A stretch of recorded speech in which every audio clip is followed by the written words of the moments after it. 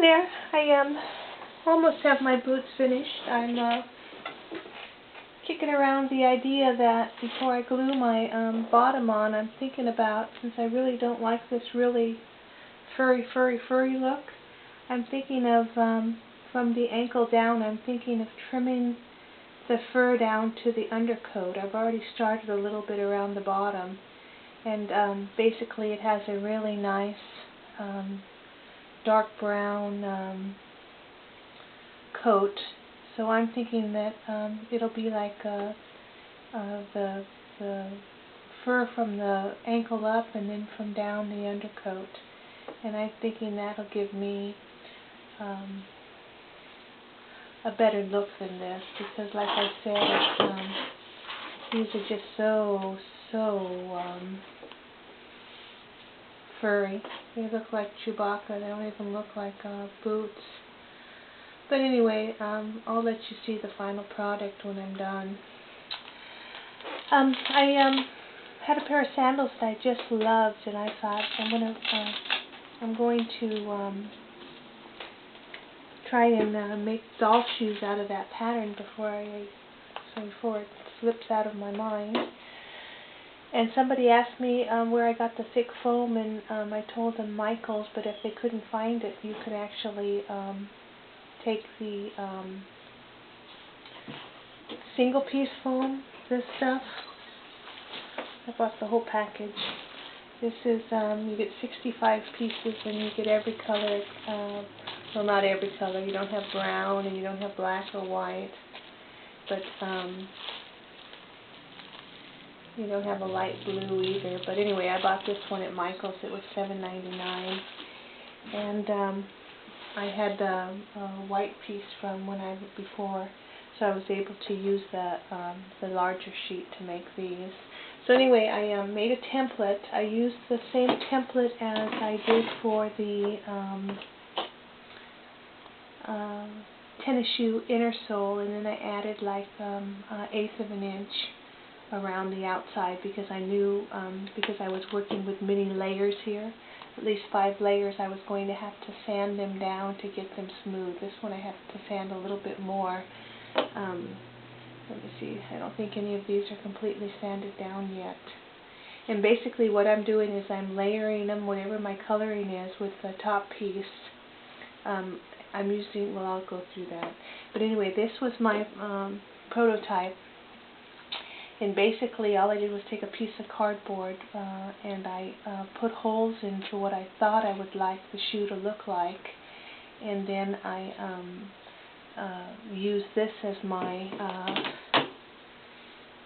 to determine how long I need my strings to be. So I just put this on my doll, and I threaded it with this red crochet thread, and then I was able to determine how how thick I wanted these. They must be twisted. Yeah.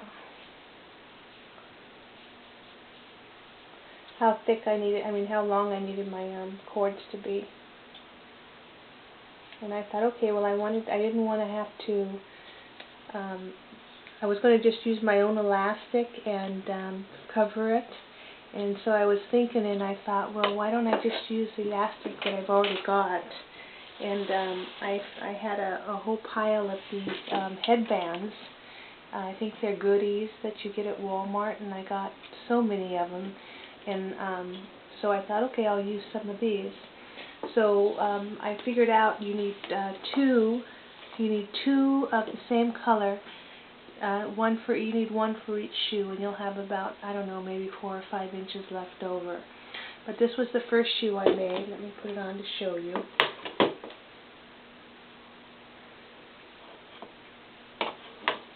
And basically what you need over the toe, you need 2 inches. 2¼ inches over the toe, because you're going to need some to tuck under. You're going to need 1/4 inch to tuck under on each side. And then the ankle and the heel part is 4 inches. But you're going to just have to test it on your own doll to see what's going to work for you. These are the purple ones, so it was 2.5, 4 inches, and 4 inches, so it's actually just 2 inches across, and I tucked under a quarter on each side. That was a 1/2 inch. I've made my sole 5 layers.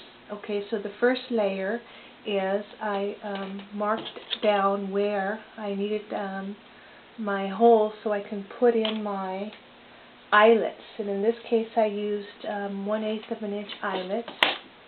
I used my silver out of this one, 1/8 of an inch, and I needed 6 of them, so I put 6 of them in this shoe. And then I thought, well, why don't, instead of doing just 1 across, why don't I do 2 on the top and make a little knot or a design on the top, and then give the shoe a little more character. So let me show you what that looks like. So this is with, this knot is a figure 8 knot.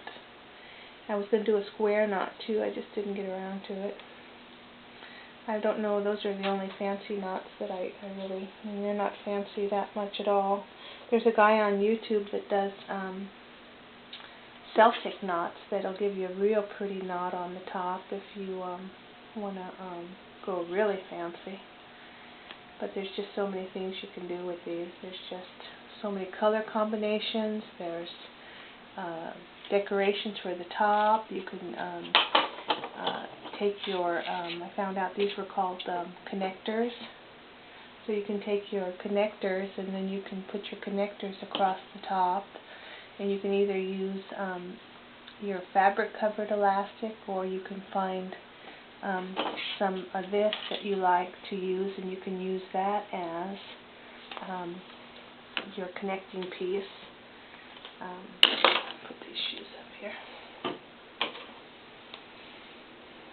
That's the figure 8 I used. I'll show you how to tie that one.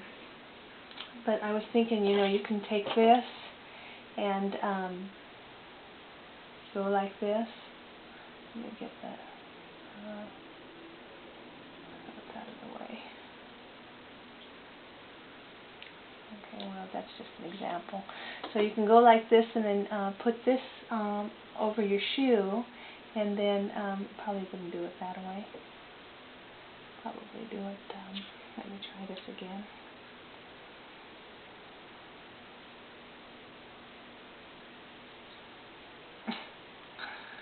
It's not my day. Okay.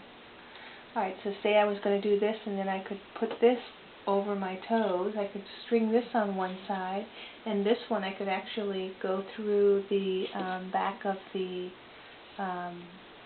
ankle strap and do that too, and that would give me a toe to ankle decoration just by putting it on my elastic. Or you can go fancier too and use your own fabric and elastic and do that. The only thing I can say is if you are going to use this headband cording, it fits exactly in the eyelets that I put in here. It fits exactly 1/8 of an inch, and it's a tight fit. So you really got to work it through those holes. And then I turned them under, and I turned everything I turned under, I turned it to the center.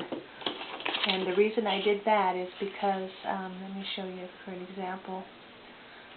Say this was one of my pieces. I turned my 1/4 of an inch down, and I used hot glue because the white glue is not strong enough to hold this elastic. It has to be hot glue. And then I took my second piece, layer number 2, and I cut out exactly where my turn down 1/4 inches were, so that the second layer will lay perfectly flat on top of the top layer. And you only have to do that for layer number 2. Layer number 3, 4, and 5, or 2, whatever, how many you want to put in there, will lay flat. See, I have my turn-ins under, and you can't even really tell by looking that I've got 1/4 of an inch tucked under there, because I've actually cut it out. I went so far as to getting a piece of wax paper, and I set it on top of my piece, and I circled where I needed to cut out on layer number 2. You really don't have to do that much. Just use the same as your cut out your whole pattern, and then just cut out 1/4 of an inch, or not 1/4 of an inch. Well, yeah, 1/4 of an inch towards the center on each one of your holes, so that you'll get it. The second layer will lay flat. But also, I'm thinking about covering my shoes with either that Mod Podge from or the glitter. This is the Studio G glitter. I got a whole bunch more colors that they had, and I'm letting this dry right now. I'm trying it on a scrap piece so I can see which one I like. This is the green, and this is the white with the aqua crystal. So I haven't decided which one I want to put on these shoes. But anyway, if you want to use the figure 8, oh, that's still wet. Your strip across will obviously be more than 2.5 inches because you're going to use up some of your 2.5 inches as you make your knot. So to do the figure 8, you just take your 2 pieces of elastic cording and just make a figure 8.